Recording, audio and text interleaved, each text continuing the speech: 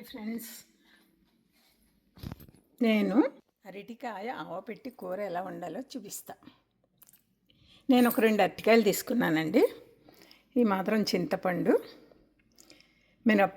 మినప్పప్పు, శనగపప్పు, ఆవాలు, ఎండుమిరపకాయలు, పచ్చిమిరపకాయలు, కరివేపాకు, కొంత ఆవని మెత్తగా నూరినటువంటి పేస్టు, ఆవాలు, చిన్న ఎండుమిరపకాయ ముక్క వేసి ఇది మెత్తగా కొట్టుకుంటారండి. కొంచెం నూనె పిసరు కూడా వేయాలి, కండ్రెక్కకుండా ఉంటుంది. ఈ పేస్టు, ఈ కూర ఎక్కువగా ఎండాకాలంలో తినకూడదు, వేడి చేసేస్తుంది ఆవ మూలాన. ఇలా వర్షాలు పడి వాతావరణం చల్లచల్లగా ఉన్నప్పుడు, కొంచెం వాతం చేసినప్పుడు, అలాంటప్పుడు ఎక్కువగా ఇష్టంగా తింటారు. చాలా టేస్టీగా ఉంటుంది. ఇలా ముందు అరటికాయల్ని ఇలా ఉడికించుకోవాలి, కొంచెం మెత్తపడేదాకా ఉడికించుకోవాలి.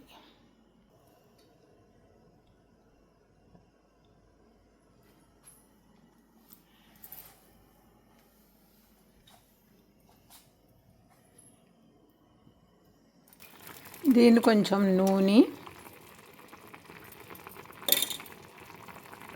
పసుపు వేసి ఉడికించుకోవాలండి.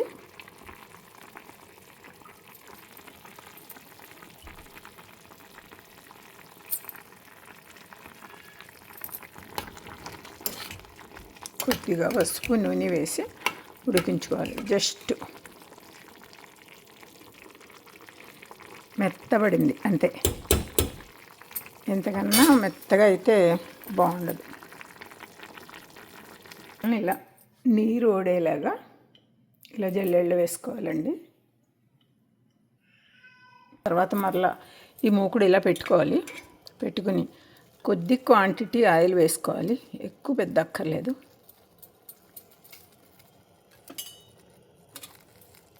మనం పెట్టుకుని శనగపప్పు, మినప్పప్పు, ఆవాలు, ఈ పోపు అంతా వేసేసుకోవాలండి.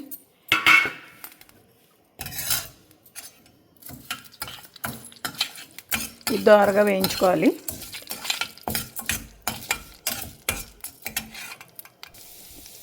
కొంచెం వేగిన తర్వాత కరివేపాకు, ఎండుమిరపకాయలు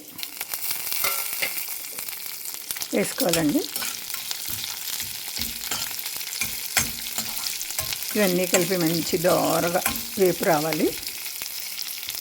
పోపు బాగా వేగితేనే కూరకు టేస్ట్ ఉంటుందండి.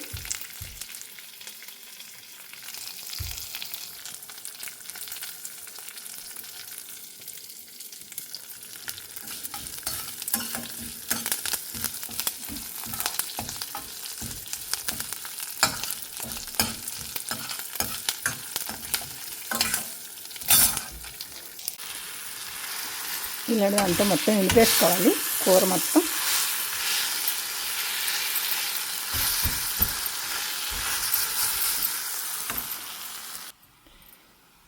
కొంచెం చింతపండు వేసుకోవాలండి.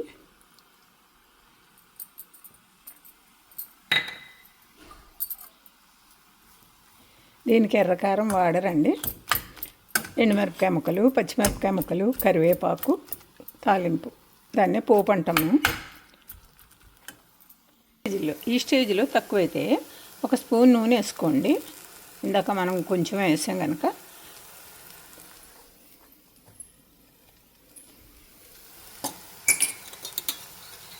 ఇది ఉడికించాం కనుక పెద్ద ఆయిల్ పట్టదు. ఇలా కొంచెం ఇంకో చెంచా కూడా వేసుకునే వాళ్ళు వేసుకోండి.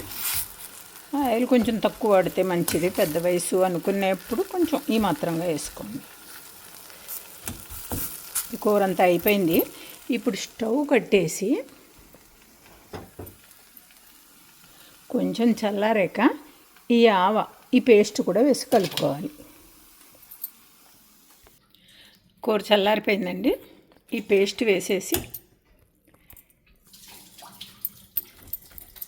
మొత్తం కలిపేసుకోవాలి, పైనుంచి కిందకి శుభ్రంగా.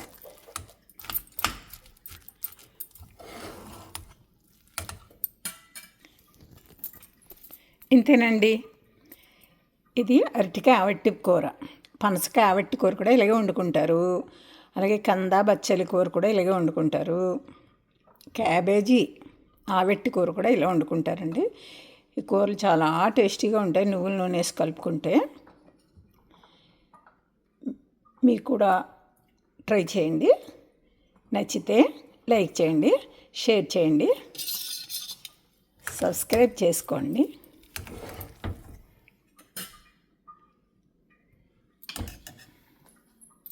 Thank you.